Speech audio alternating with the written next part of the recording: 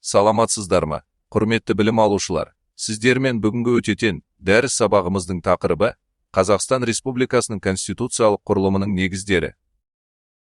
Дәрістің мақсаты конституциялық құрылымының ұғымын, оның негізгі қағидаларын және тарихи қалыптасу негіздерін түсіндіру, мемлекеттің саяси, құқықтық іргетасын айқындау.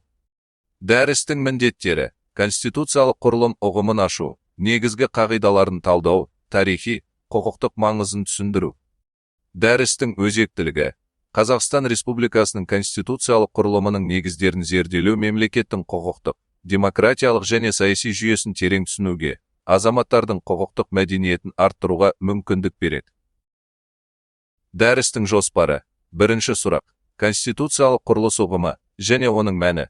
Екінші сұрақ: Қазақстан Республикасының конституциялық құрылысының негізгі қағидалары. Үшінші сұрақ: Қазақстан Республикасының конституциялық құрылысының тарихи негіздері. Конституциялық құрылыс мемлекеттің саяси жүйесінің, билік органдарының ұйымдасуы мен қызмет етуінің, сондай-ақ азаматтар мен мемлекеттің өзара қарым-қатынасының негізгі қағидаларын бекітетін құқықтық тәртіптің негізі. Ол мемлекет пен қоғамның құқықтық және саяси дамуының басты тірегі болып табылады. Қазақстан Республикасында конституциялық құрылыс 1995 жылғы Конституцияда бекітілген.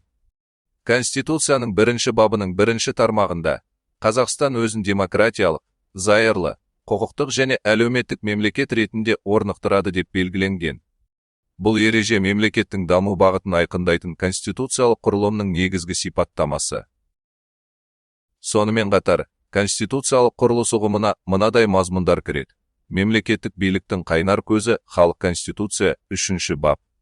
Бұл қағида халық егемендігін көрсетеді, яғни биліктің барлығы меншікті халыққа тиесілі. Мемлекеттік биліктің біртұтастығы және оның тармақтарға бөлінуі. Конституция 3-ші баптың 4-ші тармағы. Бұл билік жүйесінде заң шығарушы, атқарушы және сот тармақтарының теңгерімді әрі өзара бақылауда болуын көздейді. Адам және оның өмірі, құқықтары мен бостандықтары мемлекеттің ең қымбат қазынасы. Конституция 1-ші баптың 2-ші тармағы. Бұл қағида мемлекеттің негізгі міндетін көрсетеді: адамның құқықтары мен бостандықтарын қорғау. Мемлекеттік аумақтық тұтастық пен тәуелсіздік. Конституция 2-ші бап. Қазақстан өз аумағы мен мемлекеттік шекарасының бөлінбейтіндігін жариялайды. Конституциялық құрылыс қоғамдағы демократиялық институттарды нығайтады, заң үстемдігін қамтамасыз етеді және мемлекеттің тұрақтылығына кепілдік береді. Мысалы, Қазақстан Республикасында кез келген заң немесе нормативтік акт Конституцияға қайшы келмеуі тиіс. Бұл Конституцияның 4-ші бабында нақты бекітілген. Конституцияның ең жоғары заңды күші бар және республиканың бүкіл аумағында тікелей қолданылады. Осылайша, конституциялық құрылыс Қазақстан мемлекеттілігінің саяси құқықтық іргетасы. Ол мемлекет пен қоғамның барлық саласындағы қатынастарды реттейді, биліктің заңдылық пен демократиялық қағидалар негізінде жүзеге асырылуын қамтамасыз етеді. Конституциялық құрылыс мемлекеттің саяси, құқықтық және әлеуметтік жүйесінің негізін айқындайтын басты ұғым. Ол, қоғамның барлық саласында биліктің ұйымдастырылу тәртібін, мемлекеттік органдардың өзара қатынасын және азаматтардың құқықтық жағдайын белгілейді. Конституциялық құрылыс арқылы мемлекет заңдылыққа негізделген басқаруды орнатады, ал халық биліктің түпкі көзі ретінде танылып, конституциялық қағидаттар арқылы өз еркін білдіреді. Конституциялық құрылыс мемлекеттің құқықтық жүйесінің өзегі, демократиялық дамудың кепілі. Ол Қазақстандағы мемлекеттік биліктің ұйымдасуын, азаматтардың құқықтық мәртебесін және қоғамдағы тұрақтылықты қамтамасыз ететін негізгі құқықтық негіз болып табылады. Демек, конституциялық құрылыс мемлекеттегі құқықтық тәртіптің тұрақтылығын, билік жүйесінің тиімділігін және азаматтардың құқықтарының қорғалуын қамтамасыз ететін басты тетік болып табылады. Сіздерге Қазақстан Республикасының негізгі қағидаларына кеңірек тоқталып берейін. Бұл қағидалар 1995 жылғы Конституцияда бекітіліп, еліміздің конституциялық құрылысының негізін құрайды. Мемлекеттік тәуелсіздік пен аумақтық тұтастық Қазақстан Республикасының тәуелсіздігі конституциялық құрылымның ең басты тірегі. Қазақстан Республикасының тәуелсіздігі елдің конституциялық құрылымының негізі және мемлекеттіліктің басты кепілі. 1991 жылғы 16 желтоқсанда қабылданған Қазақстан Республикасының мемлекеттік тәуелсіздігі туралы конституциялық заң тарихи маңызы бар құжат болып табылады. Ол еліміздің халықаралық аренада дербес мемлекет ретінде мойындалуына құқықтық негіз қалады. Аумақтық тұтастық қағидасы мемлекеттіліктің негізгі элементтерінің бірі.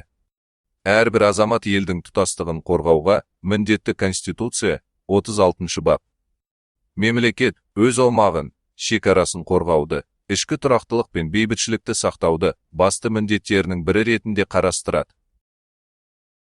Халық егемендігі Қазақстан Республикасының конституциялық құрылысының басты қағидаларының бірі. Конституцияның 3 бабында мемлекеттік биліктің бірден бір бастауы халық деп көрсетілген. Бұл норма мемлекеттің демократиялық сипатын айқындайды. Халық егемендігі қағидасының мәні Қазақстан халқы өзінің еркін білдіру арқылы мемлекеттік билікті қалыптастырады және жүзеге асырады.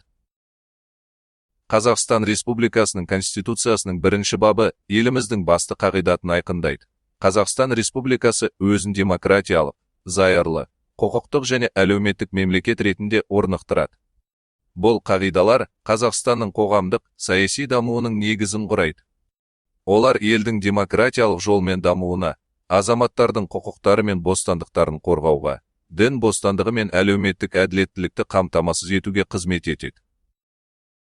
Қазақстан Республикасының Конституциясының 3 бабында мемлекеттік биліктің біртұтастығы қағидасы бекітілген. Бұл елдегі билік жүйесі біртұтас әрі бөлінбейтінін, оның қайнар көзі тек халық екенін білдіреді. Сонымен бірге, демократиялық мемлекет құру мақсатында билік заң шығарушы, атқарушы және сот тармақтарына бөлінеді. Бұл билік бөлінісі олардың дербестігін қамтамасыз ете отырып, өзара тежеу мен тепе-теңдік жүйесін орнатады. Қазақстан Республикасының құқықтық жүйесінде Конституцияның үстемдігі ең басты қағидалардың бірі.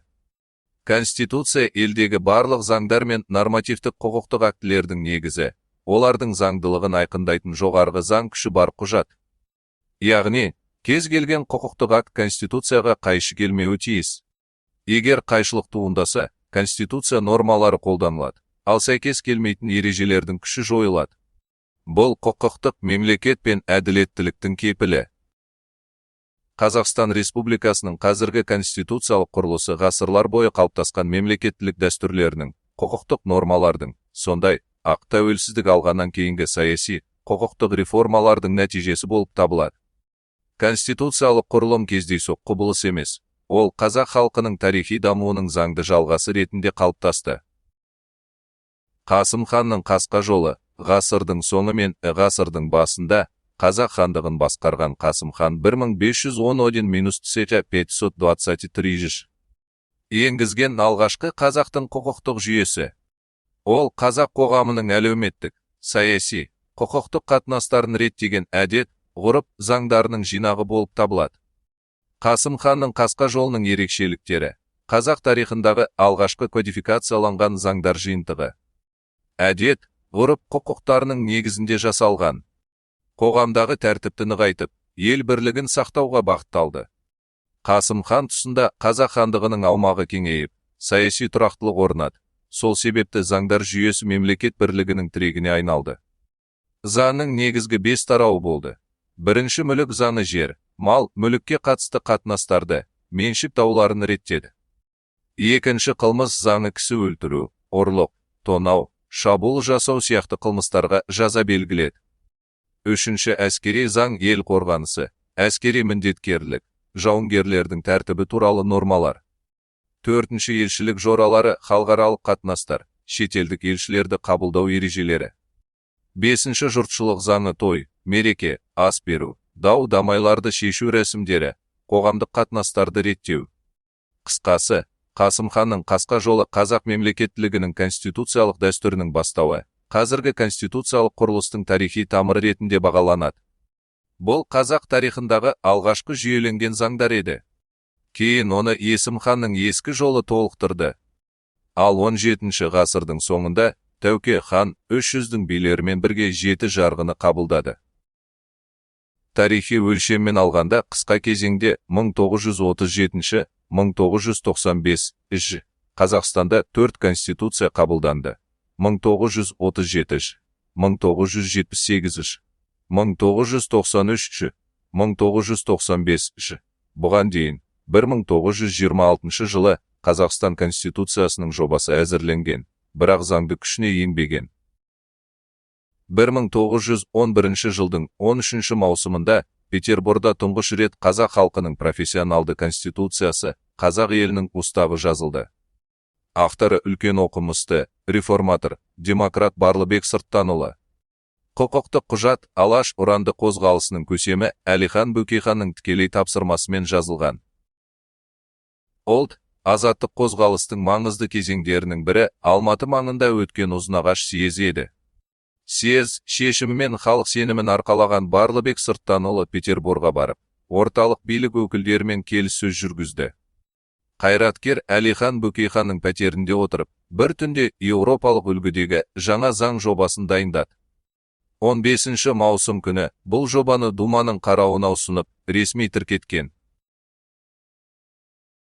1917 жылғы 21 қарашада Орынборда жарық көрген Қазақ газетінде Алаш партиясының бағдарламасы жарияланды. Бұл құжат қазақ халқының ұлттық мүддесін қорғауға бағытталған алғашқы саяси бағдарлама болып саналады. Бағдарламада Ресейдегі саяси өзгерістер мен төңкерістер жағдайында қазақ халқының өз мемлекеттілігін құруы, ұлттық мүдделерін қорғауы көзделді. Қазақстанда алғашқы негізгі заңды қабылдау тәжірибесі сәтсіз болды. 1924 жылы Қазақстан кеңестерінің съезі қабылдаған конституция жобасы РСФСР-дің 1918 жылғы конституциясы негізінде жасалды.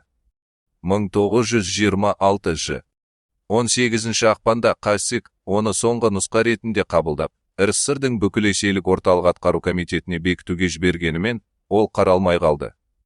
Бұл большевиктердің ұлттардың өзі билеу құқығы ұранын пайдаланғанымен, іс жүзінде Қазақстанның егемендігін мойындамағанының дәлелі болды. 1926 жылғы Конституция Қазақ автономды кеңестік социалистік республикасының Қазақ АКСР алғашқы конституциясы болып, 1926 жылдың 18 ақпанында орталық атқару комитетінің қаулысы арқылы қабылданған. Ол қабылданғанда Қазақстан кеңес одағы құрылысынан кейін, бірақ әлі де Ресей кеңестік федеративтік социалистік республикасының РСФСР құрамында автономды республика мәртебесінде болған. Қазақ кеңестік социалистік республикасының алғашқы конституциясы 1937 жылы 26 наурызда Қазақстан кеңестерінің съезінде қабылданды. Конституция 11 тараудан және 125 баптан тұрды. Қазақ СССР құрамындағы тең құқықты республика деп жарияланды. Бұл конституция Қазақ СССР-ның саяси, құқықтық негізін анықтап, республикадағы мемлекеттік басқару жүйесін айқындады. 1937 жылғы Қазақ КСР конституциясы Қазақстан тарихындағы алғашқы толыққанды кеңестік конституция болды. 1937 жылғы Қазақ КСР конституциясы қабылданғаннан кейін бақта кеңінен жарияланып, халыққа социалистік мемлекеттің ең демократиялық заңы ретінде таныстырылды. Дегенмен, бұл ресми насихат шындыққа сай келмеді. Ең алдымен, социалистік Қазақстан қазіргі егемен Қазақстан газетінде ресми мәтінді жариялап, халыққа жеткізді. Бақ, тағы жарияланымдар Конституцияны халық бостандығының кепілі ретінде дәріптесе де, іс жүзінде сталиндік қуғын, сүргін күшейіп, жарияланған құқықтар орындалмады. 1978 жылы 20 сәуірде Қазақ КСР-ның жаңа конституциясы қабылданды. Бұл құжат 1937 жылғы конституцияның орнына келіп, кеңестік жүйенің дамуына сәйкес жасалды. Конституция 10 бөлімнен, 19 тараудан және 173 баптан тұрды. 1978 жылғы конституция кеңес дәуіріндегі қатаң идеологияға негізделгенімен, Қазақ КСР-ның саяси құқықтық дамуына айтарлықтай ықпал етті. Ол Қазақстанның мемлекеттік құрылымын, басқару жүйесін және азаматтардың құқықтық жағдайын анықтап берді. Бұл конституция 1993 жылы Қазақстан тәуелсіздігін алғаннан кейінгі алғашқы ұлттық конституция қабылданғанға дейін күшінде болды. 1991 жылы Қазақстан өз тәуелсіздігін жариялағаннан кейін елдің мемлекеттік құрылымын, билік жүйесін және азаматтардың құқықтық мәртебесін айқындайтын жаңа негізгі заң қабылдау қажеттілігі туды. Осыған байланысты 1993 жылғы 28 қаңтарда Қазақстан Республикасының жоғарғы кеңесі тәуелсіз мемлекеттің алғашқы конституциясын қабылдады. Бұл құжат жас мемлекеттің саяси, құқықтық жүйесін қалыптастырудың іргетасы болды. 1993 жылғы конституция 4 бөлімнен, 21 тараудан және 131 баптан тұрды. Онда Қазақстан егеменді, демократиялық және құқықтық мемлекет ретінде бекітілді. Мемлекеттік билік заң шығарушы, атқарушы және сот тармақтарына бөлінетіні жарияланды. Конституцияда Қазақстан Республикасының мемлекеттік рәміздері ту, елтаңба, әнұран бекітілді. Қазақ тілі мемлекеттік тіл деп жарияланды. 1995 жылғы 30 тамызда бүкіл халықтық референдумда қазіргі қолданыстағы Қазақстан Республикасының конституциясы қабылданды. Бұл тәуелсіз Қазақстанның екінші негізгі заңы және мемлекеттіліктің құқықтық іргетасын бекіткен құжат. 1995 жылғы конституция преамбуладан 9 бөлімнен және 99 баптан тұрады. Ол мемлекеттің құқықтық жүйесін түбегейлі жаңғыртып, президенттік басқару нысанын нақты бекітті.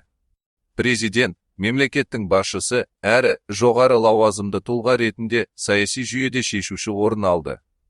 Парламент қос палаталы орган болып, құрылды, Сенат пен Мәжілістен тұрады. Үкімет атқарушы биліктің жоғары органы ретінде белгіленді. Сот билігі жоғарғы сот пен төмен тұрған соттарға берілді. Конституциялық сот құқықтық жүйеде ерекше орынға ие болды. 1993 жылғы Конституция тәуелсіз Қазақстанның алғашқы негізгі заңы болды. Ол 1991 жылғы тәуелсіздіктен кейінгі кезеңнің талаптарына жауап ретінде қабылданып, демократиялық мемлекет құруға құқықтық негіз жасады. Конституция 4 бөлімнен, 21 тараудан және 131 баптан тұрды. Бұл құжатта биліктің өкілдік органы жоғарғы кеңес басым рөл атқарды. Президенттің өкілеттігі шектеулі болды, ал билік тармақтары арасындағы тепе-теңдік толық қамтамасыз етілмеген еді. 1995 жылғы конституция 30 тамызда бүкіл халықтық референдум арқылы қабылданды және мемлекеттік басқару жүйесін айтарлықтай өзгертті. Ол 9 бөлімнен және 99 баптан тұрады. Конституция президенттік басқару нысанын нақты бекітті. Президент, мемлекеттің басшысы әрі ең жоғарғы лауазымды тұлға ретінде атқарушы, заң шығарушы және сот билігі тармақтарының үйлесімді қызмет етуін қамтамасыз ететін орталық тұлға болып жарияланды. 1993 жылғы Конституцияда жоғарғы кеңес заң шығарушы биліктің негізгі органы болып, кең өкілеттіктерге ие болса, 1995 жылғы Конституция қос палаталы парламент, Сенат пен Мәжілісті енгізді. Бұл заң шығарушы биліктің жұмысын кәсібилендіріп, тиімділігін арттырды. Сот жүйесінде де айырмашылық болды. 1993 жылғы Конституцияда жоғарғы сот пен арнаулы соттар ғана қарастырылса, 1995 жылғы Конституцияда сот билігінің тәуелсіздігі күшейтіліп, Конституциялық кеңес құрылды. 2022 жылдан Конституциялық сот болып қайта құрылды. Ол Конституцияның үстемдігін қамтамасыз ететін органға айналды. Азаматтардың құқықтары мен бостандықтары екі конституцияда да мойындалды. Дегенмен, 1995 жылғы конституция оларды халықаралық стандарттарға жақындатып, адамды мемлекет үшін емес, мемлекетті адам үшін қызмет ететін жүйе ретінде көрсетті. Сонымен, 1993 жылғы конституция өтпелі кезеңнің негізгі заңы ретінде тарихи маңызға ие болса, 1995 жылғы конституция қазіргі Қазақстанның құқықтық, саяси және мемлекеттік құрылымының берік іргетасын қалады. 1937 жылғы конституция СР конституциясына сәйкес қабылданды. Мемлекеттік нысан, кеңестік республика болып бекітілді. Жоғарғы кеңес бұл жоғарғы орган болды. Бұл конституция социалистік құрылысты бекітті. 1978 жылғы Конституция дамыған социализм конституциясы болып қабылданды. КДС-тің жетекші рөлі заң жүзінде бекітілді. Жоғарғы кеңес заң шығарушы орган ретінде бекітілді. Жоғарғы сот және арнаулы соттар құрылды. 1993 жылғы Конституция тәуелсіз Қазақстанның алғашқы конституциясы болды. Мемлекеттік нысан ретінде президенттік, парламенттік республика белгіленді. Жоғарғы кеңес заң шығарушы орган ретінде бекітілді. Азаматтық құқықтар мен бостандықтар мойындалды. 1995 жылғы Конституция бүкіл халықтық референдумда қабылданды. Мемлекеттік басқару нысаны президенттік республика болып бекітілді. Қос палаталы парламент, сенат, мәжіліс жасақталды. Конституциялық кеңес құрылды. Адам құқықтары халықаралық стандарттарға жақындатылды. Тақырып бойынша пайдаланылған қайнар көздер мен әдебиеттердің тізімі. Бірінші Қазақстан Республикасының Конституциясы 1995 жылы 30 тамызда республикалық референдумда қабылданған.